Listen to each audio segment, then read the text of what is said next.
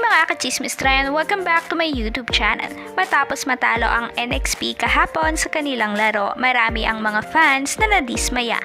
Ngunit may ilang mga fans ay hindi ito ininda at patuloy pa rin silang sinusuportahan.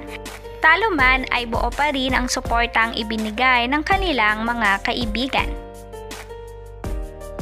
At syempre hindi mawawala ang suportang ibinigay ni Mika Salamanca sa kanyang mosh na si H2. Makikita na una pa lang ay buo na ang suportang ibinigay ni Mika sa kanyang mosh na talagang nagpakilig sa kanilang mga avid fans. Ang tanong tuloy ng mga netizen kung ano nga ba ang comfort na ginawa ni Mika nang matalo sila H2 sa kanilang laban.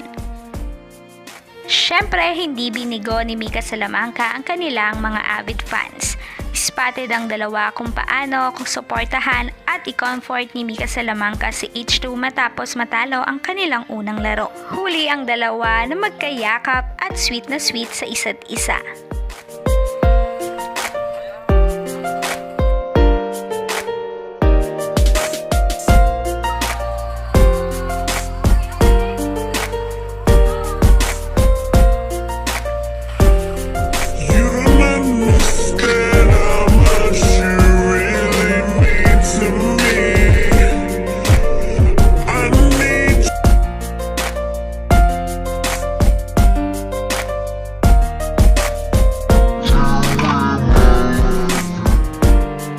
Narito ang ilang komento ng kanilang mga avid fans.